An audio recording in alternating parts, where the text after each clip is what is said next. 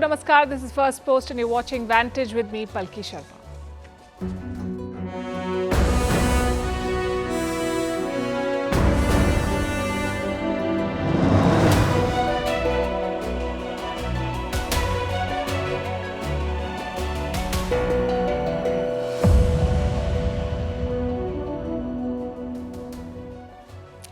After days of surrounding the Al-Shifa hospital, Israeli forces have raided it. They say they found military infrastructure of Hamas. The US agrees that this hospital served as a command center for terrorists.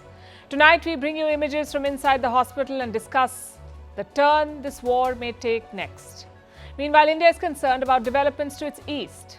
Rebels in Myanmar say military troops have surrendered or been captured in many places. In the UK, Prime Minister Rishi Sunak has suffered a double whammy from the country's top court and the former Home Secretary, Suella Braverman, who has written a scathing letter against him. Xi Jinping has landed in the US to meet Joe Biden. We'll tell you what to expect. A new arms deal between Russia and India. We have the details on the Igla-S. A man in Congo set himself on fire to tell the world about what he calls the genocide in his country. China has launched the world's fastest internet. And does your company foot the bill for your weight loss drug? We'll tell you about this new corporate package that is trending. The headlines first. North Korea tests new solid fuel engines. This is for its banned intermediate range ballistic missiles. In recent years, Pyongyang has carried out many weapons tests. The announcement coincides with the visit of a Russian delegation. The West is concerned about their growing military cooperation. France issues arrest warrant for Syria's president. Bashar al-Assad is accused of war crimes over the chemical attacks in 2013. The attacks killed more than 1,400 people near Damascus. The Syrian government has denied involvement. South Africa fines Standard Chartered for currency manipulation. The British bank will pay a fine of over $2 million. Standard Chartered was accused of colluding with others to manipulate the rand. Greenhouse gases hit a record high in 2022. The United Nations warned that the trend will continue. Three main greenhouse gases, carbon dioxide, methane and nitrous oxide, broke records last year. The announcement comes ahead of the COP28 UN Climate Summit in Dubai. Virat Kohli scores a record 50th one-day international 100. He reached this milestone in the World Cup semi-final against New Zealand. With this, Kohli has broken Sachin Tendulkar's record of 49 ODI hundreds. And Babar Azam resigns as Pakistan's captain in all formats. This follows the team's poor showing at the World Cup. Pakistan failed to qualify for the semi-finals. They won just 4 out of their 9 matches. Azam will continue as a player in all 3 formats.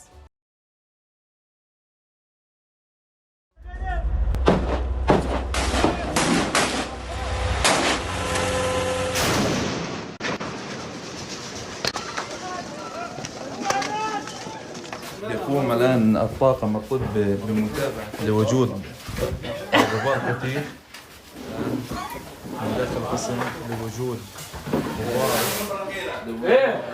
غبار كثيف في المكان.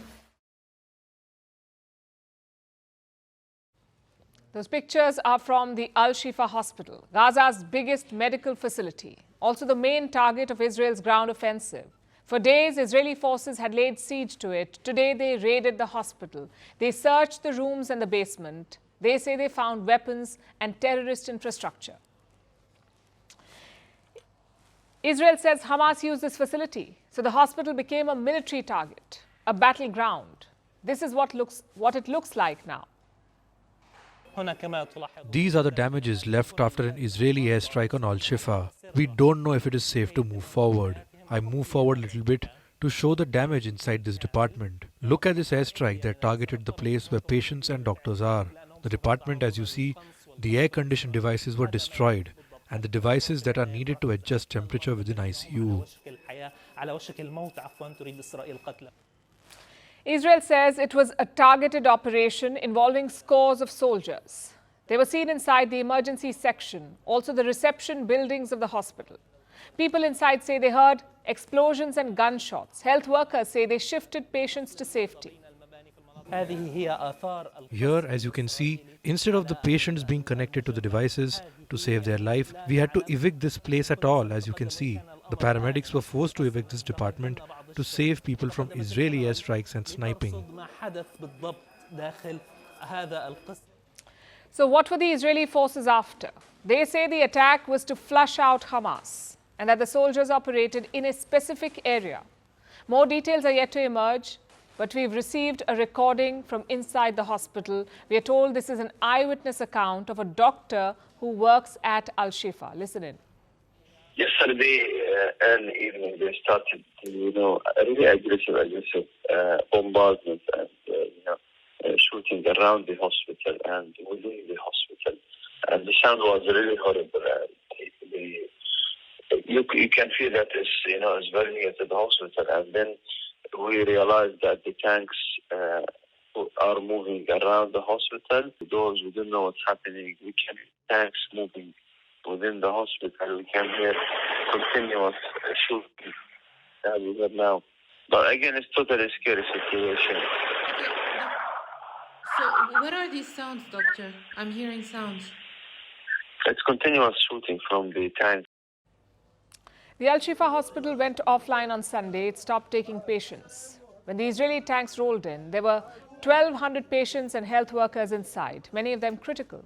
Israel says it offered fuel to keep the place running, but Hamas refused. Now, this hospital is a strategic priority for the IDF. They say there's a Hamas command center inside. There are bunkers under the hospital. And that's what Israel is targeting. So for several days, troops surrounded the hospital. There were tanks and armored vehicles and snipers in nearby buildings. Today, the Israeli forces finally went in, armed with their intel and the latest American assessment. This hospital was being used by Hamas terrorists. Washington says Hamas has what they call a command node, a command center at Al-Shifa. Listen to this. Hamas and the Palestinian Islamic Jihad, PIJ, members operate a command and control node from Al-Shifa in Gaza City. They have stored weapons there, and they're prepared to respond to an Israeli military operation against that facility. So there are weapons at Al-Shifa and a command center of terrorists. It's important to neutralize them. At the same time, the hospital also has patients, so it's a tricky operation for Israel. The US says the patients must be protected. Earlier, easier said than done though. Israel believes there could be hostages too, under the hospital building, inside the underground tunnels. It's yet to be verified though. Of course, Hamas denies all of it. They issued another statement today. This time they're blaming the US. Hamas says the US statement on Al-Shifa is like a green light, a license for Israel to raid the hospital.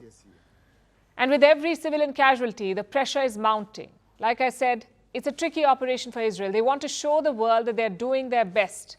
So today, Israel released another video. It shows IDF soldiers delivering aid to the hospital.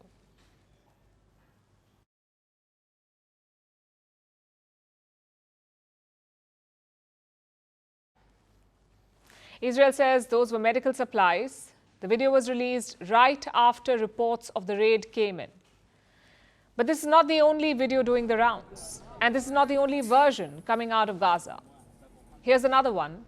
Mass graves at hospitals. These are disturbing images, so we advise viewer discretion.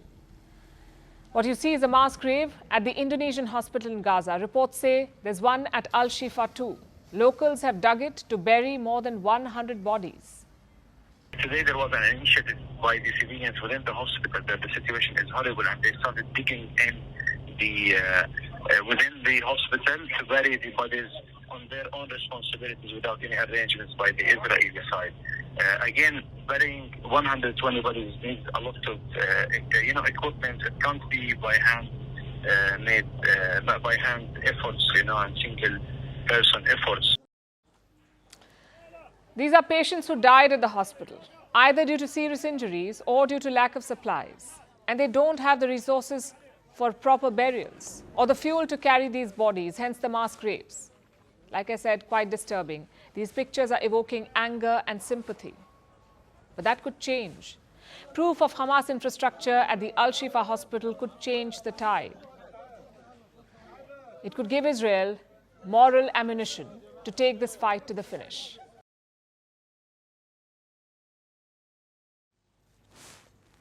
It's day 40 of the war, missiles and tanks in action in Gaza, a narrative war on social media, diplomatic battles at global forums and protests across the world, mostly pro-Palestinian protests. Even people who saw Israel as a victim on October 7th now see it as the aggressor, and it's understandable. When you see pictures of dead and injured babies, it shakes you. Why must they suffer? And you tend to forget how it all began, how Hamas launched a terror attack on Israel and how it still holds scores of people hostage. When the attack happened on October 7th, there was sympathy for Israel. But as Israel retaliated, it swiftly turned into anger. The support shifted. People came out to protest for Palestine and against the collective punishment being meted out to them. And this happened across the globe, including in the United States. But yesterday, the US witnessed something new. A march for Israel. And this is where it happened. At the National Mall in Washington, D.C., tens of thousands of people attended. Organizers say some 200,000, but by the looks of it, the numbers could be higher. We know we again are one fighting family. Family which is so strong, which has so much love. And you know that there is only one outcome in this battle. Our victory. Now, whatever our different political beliefs and views are about what's happening overseas, you do not have to support all the policies of Israel to support and love and stand with all the people of Israel during a time of profound mourning. During a time of profound mourning. That's why I'm here. Republicans, Democrats, actors, activists, families of hostages, everyone was present here, and they all had one message: unwavering support for Israel. Whilst our loved ones are held captive in Gaza and our soldiers are fighting for our beloved Israel, Jews all over the world are assaulted for being Jewish. The hatred, the lies, the brutality, the disgraceful outburst of ancient anti-Semitism are an embarrassment to all civilized people and nations. This is the largest pro-Jewish march America has seen since October 7th. And there are reasons for it. Since the beginning of the war, America's policy has been pro-Israel. But not all Americans agree with what Israel is doing. And we've seen dissent at every level.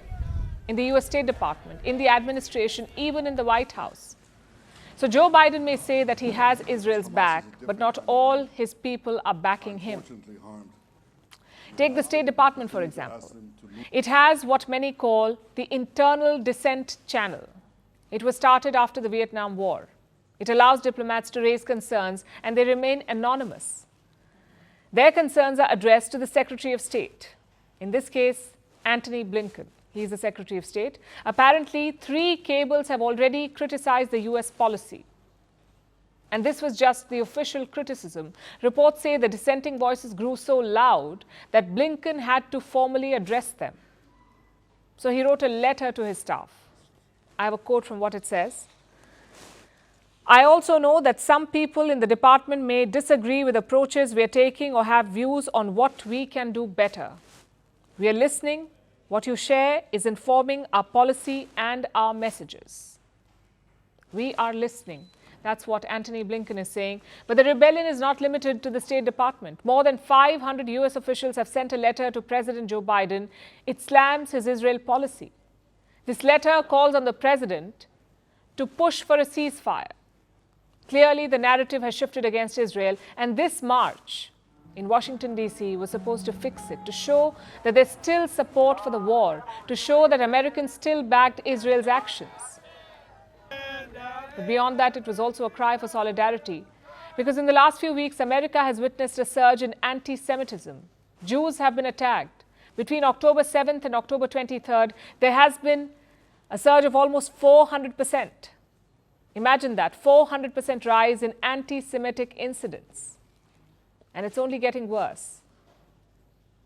One march may not be able to change all of this, but it does send a powerful message.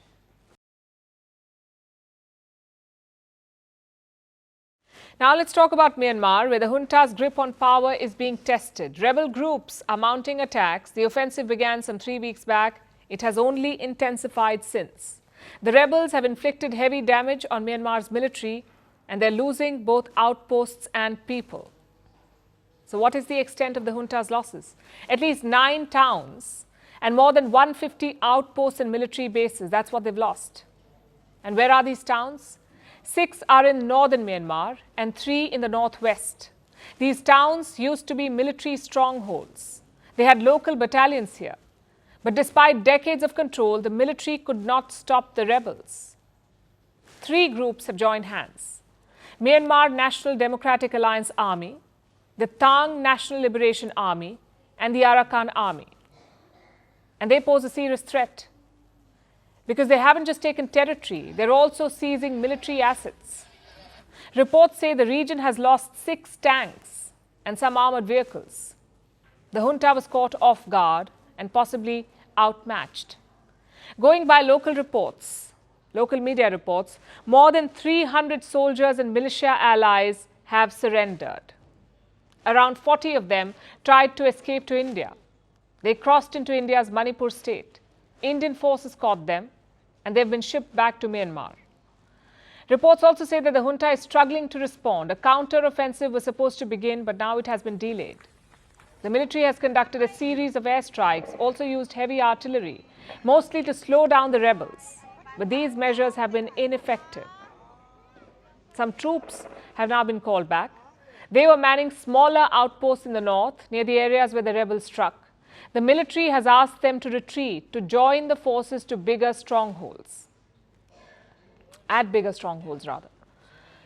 It seems the junta does not know what it's up against. The situation is still evolving, so the information is limited, but here's what we've been able to gather so far.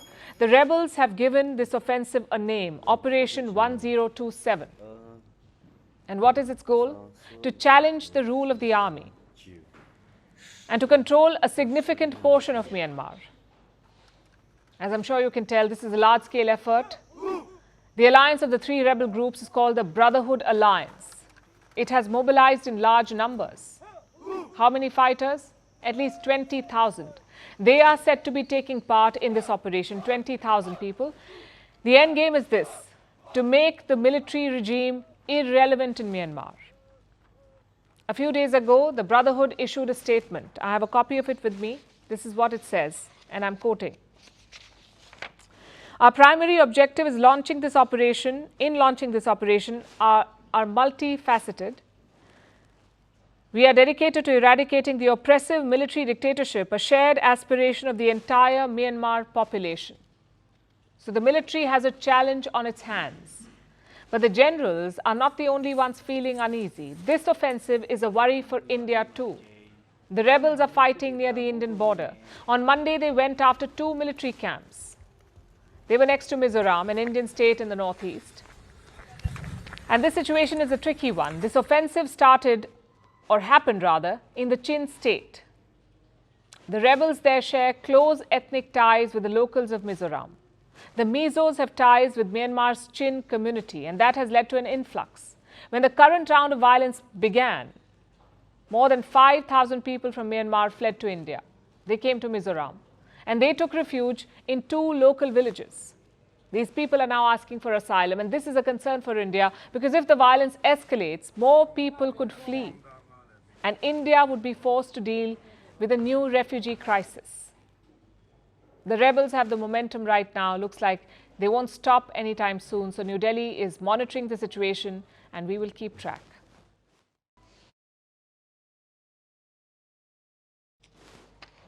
Now let's move to the UK, where the political drama never seems to end.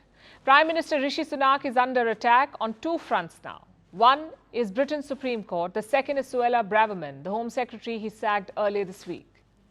Let's tell you about the court first. It has shot down the Rwanda plan, the controversial plan to send asylum seekers to Rwanda. The UK's top court has called it unlawful.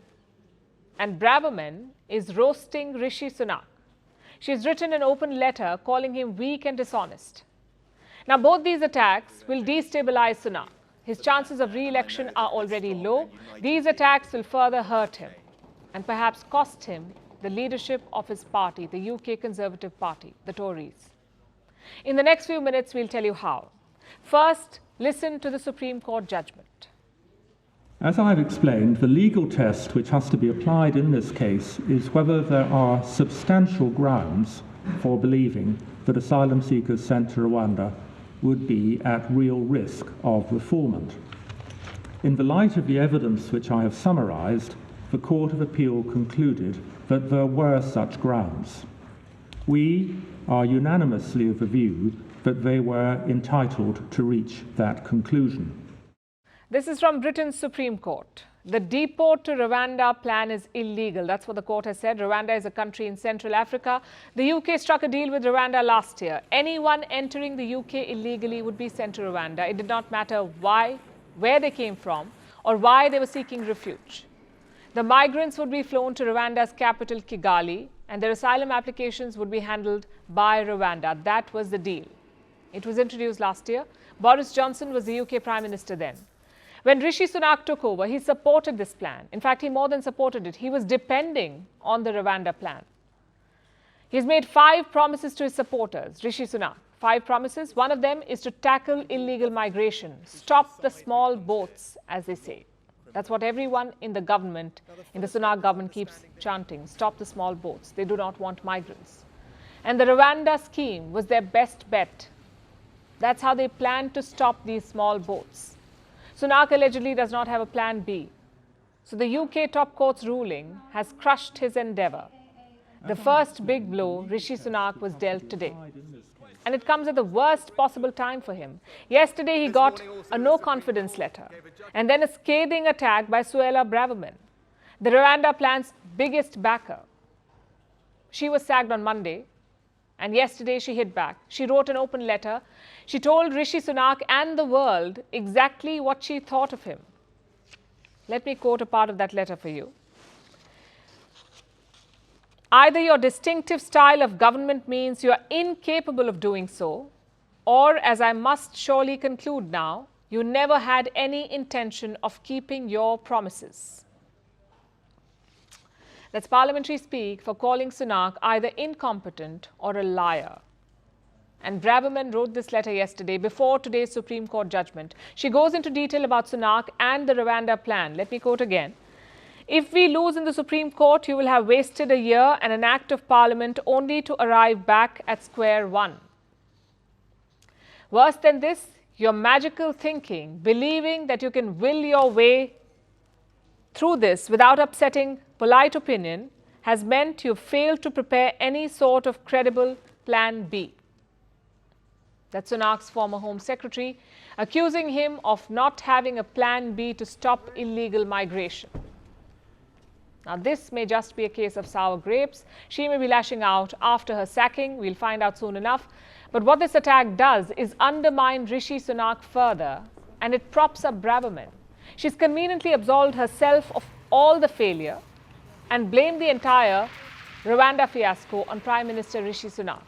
She's managed to keep her anti-immigration supporter base intact. It's a shrewd political move. It could pay dividends next year. If the Conservative Party loses the UK general election, which they're expected to, then Braverman may pounce. And it could cost Rishi Sunak both his prime ministership and control over his party.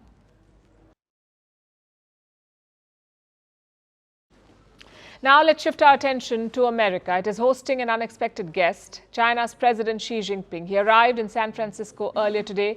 In a few hours, President Xi will meet US President Joe Biden. The world will be watching this meeting. There's a lot riding on it. From military dialogue to economic ties, the agenda is expansive. But one question will be at the heart of all discussions. Can Xi Jinping and Joe Biden steer clear of conflict? Our next report tells you what to expect. Xi Jinping doesn't like traveling these days.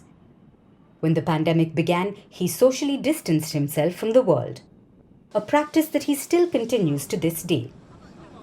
So there must be a very important reason for Xi Jinping to plan a trip to America right now. It isn't the friendliest of places for the Chinese president to visit. China is an arch rival of America. The Americans were quick to remind that to Xi. When he landed in San Francisco, he was greeted by protesters. There were crowds outside the luxury hotel where the Chinese president is staying. The public sentiment only highlights Xi's challenges. China's reputation isn't the best in America.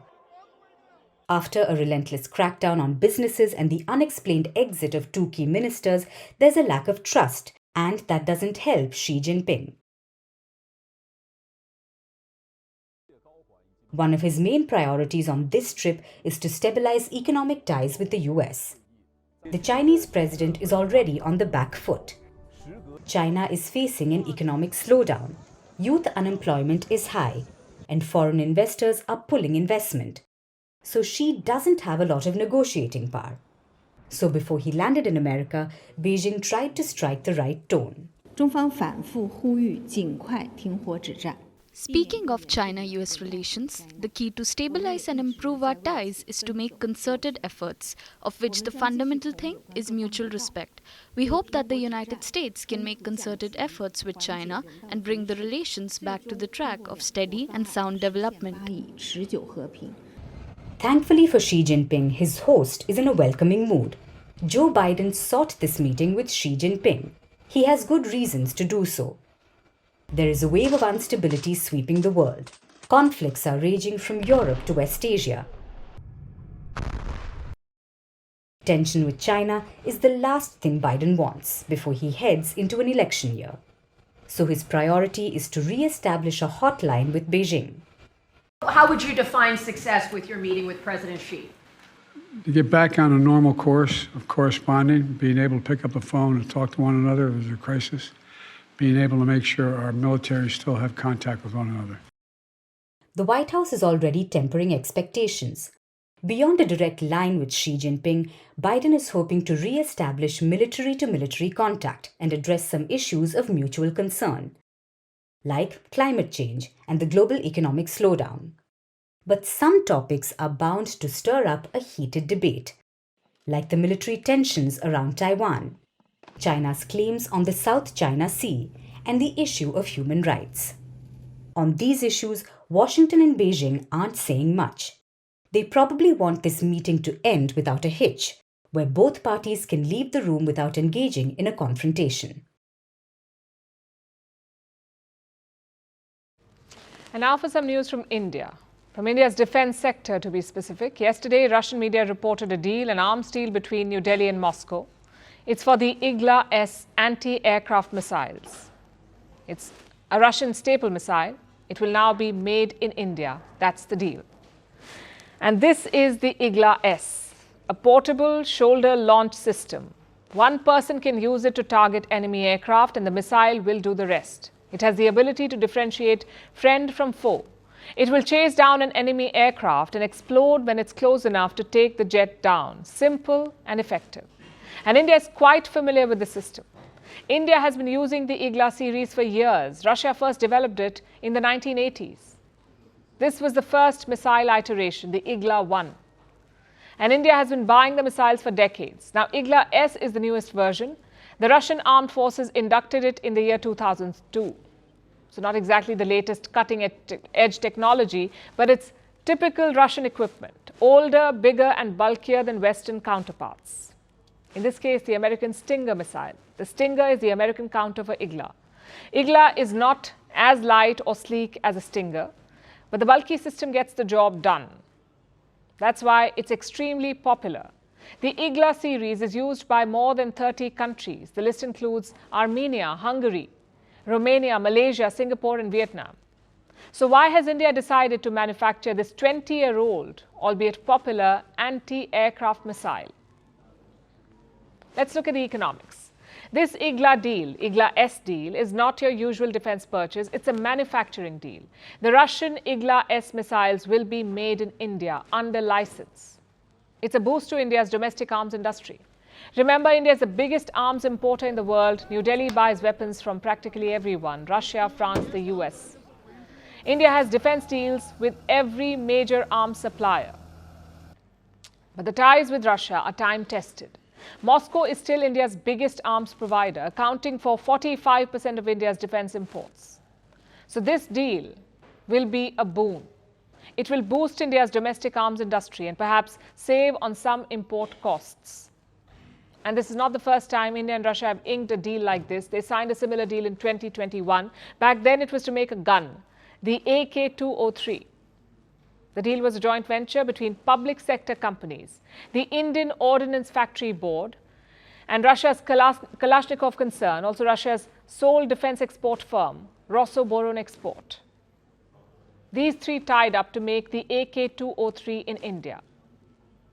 The partners in the IGLA-S deal still have not been announced. It's likely to involve the Russian export firm again and KBM, that's the Russian firm that developed the IGLA. What about the Indian side? All we know is that a private company will be involved. And when will the IGLA-S start rolling out? No date has been given. So let's look at the AK-203 deal for answers again. That deal was inked in 2021 and production started only this year in January. So roughly a 2-year time. Of course, the AK is a gun and the IGLA-S is a missile, so the timelines may differ. But the point is, don't expect made in India IGLAs to roll out immediately. It takes time to set up factories after all.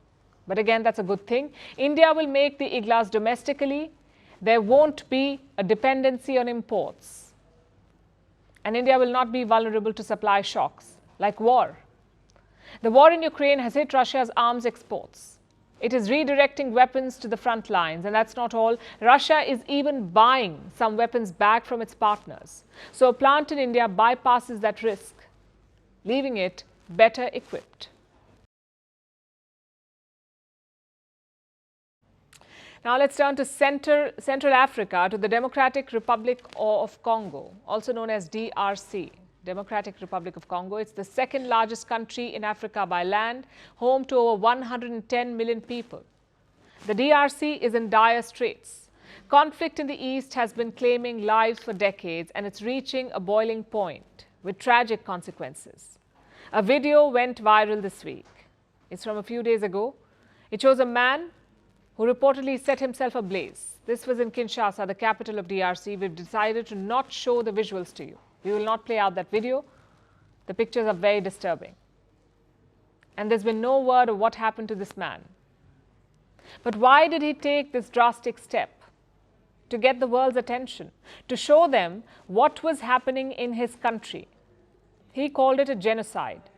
Since last month, violence in the east has spiked. Armed groups have been seizing land. One of these is a group called M23. Yesterday, they claimed a village. It's called Kishishe. That's the name of the village. It's the same village that saw horror last year as well, at the hands of the same group, M23. This was last December. The group killed 170 people in the village and forced thousands to flee. Now the M23 group is back. Another round of bloodshed may take place. And this is not the only armed group in the area. To the north, a different group attacked the village of Beni, a group called the ADF. It has pledged allegiance to ISIS. They attacked the Beni village on Monday. They killed at least 33 people. And the numbers continue to rise because many people jumped into a nearby river to escape the militants. They did it to escape the brutality. The militants were hacking people up with machetes. So the river seemed like a safer bet. And these are just two examples of the state of eastern DRC, the state it is in now. You may be wondering, why is this happening? What do these groups want? Well, it's the same old story. The militants want the resources in eastern DRC. This area is rich in minerals. There's gold, of course, but more important is cobalt. Cobalt is a rare mineral. It is used in the production of electronics. It's necessary to create batteries. From the batteries in your phone to the ones in electric vehicles, cobalt is required to make all of these batteries. And this mineral is in high demand which the brutal rebel groups cater to. The groups capture these mineral-rich areas, they enslave the locals and force them to work in illegal mines. These are often narrow tunnels, which can collapse at any time. A few months ago, a video of one of these mines had gone viral, of miners who were trapped there. That mine was in the eastern DRC. That's the condition many are forced to work in by these militants. And all this has been known for years. So why isn't anyone helping? What is the United Nations, for instance, doing? The answer is sadly the usual. They've sent a peacekeeping force. We are here for Operation Springbok. We have several defensive positions, including this one that we are showing you. There's a lot more than just this position. The positions have been set up to support the FARDC in the potential advance of the M23. They say they are preparing for a new operation, but there are doubts about how useful that will be. The UN force has been in the area for decades and it hasn't managed to stop the massacres. MONUSCO has been here for over 20 years and has not been able to solve the security problems of the Congolese people. On the contrary, members of the UN force keep getting caught in scandals. The force is deeply unpopular and they've been asked to leave the country. They're supposed to go by the 8th of December, while the fighting is escalating. So there is no international support. The armed groups continue to run riot in the DRC. They continue to kill anyone who stands in their way. The man who set himself ablaze last week wanted to highlight all of this, to bring international attention to the DRC. It's tragic that it had to come to this. Our next story is about the internet. We cannot imagine our lives without it. It's almost like a basic human right now. But like all rights, the internet is not the same everywhere. It's not a monolith. And in some places, it is faster than others, like in China. The country is rolling out the world's fastest internet. It was activated in the month of July, but it was launched this Monday. So how fast is it? Apparently, you can download 150 4K movies in just a second. 150 movies. If true, it is a groundbreaking development. Our next report tells you how China is planning to win the speed game. How fast is high-speed internet? Well, the answer depends on who you ask. In the 2000s, 10 Mbps was fast. That's 10 MB per second. That used to be revolutionary. But now you can have 100 Mbps speed, and even that won't seem fast enough. As the world grows, so does our internet, and it's only getting faster. But who is winning the speed game? China says it's the one leading the race. Beijing has launched what it calls the world's first next-generation internet service. So how fast is it? Apparently 10 times faster than its rivals, the US and South Korea. So China is ahead of the curve, at least by 2 years, according to global predictions. The backbone network connects main Chinese cities, Beijing in the north, Wuhan in central China, and Guangzhou in the south of the country. The actual line spans over 3,000 kilometers. 3,000 kilometers of optic fiber cabling. This network has passed all operational tests. It's performing fine. It was activated in July, and now this week it's been officially launched. So how fast is this network? This new network has the capacity to transmit data at 1.2 terabits per second. That's 1200 gigabits per second. It's astonishing to say the least. Currently, with a 100 Mbps speed, you can download an HD movie in about 5 minutes. When it comes to an Ultra HD movie, a 4K one, it will take around 20 minutes. Beijing says on this internet, you can download 150 4K movies in a second. In fact, if you take Netflix and download all of its movies, you'll be able to send all of it in half an hour. Imagine that. Now, China isn't the most trustworthy source, and everything they say must be taken with a pinch of salt. But if true, it'll be a big boost for China. For years, it has relied on US and Japan for routers and other internet-related technology. This accomplishment defies industry predictions and puts Beijing in the lead to win the internet race.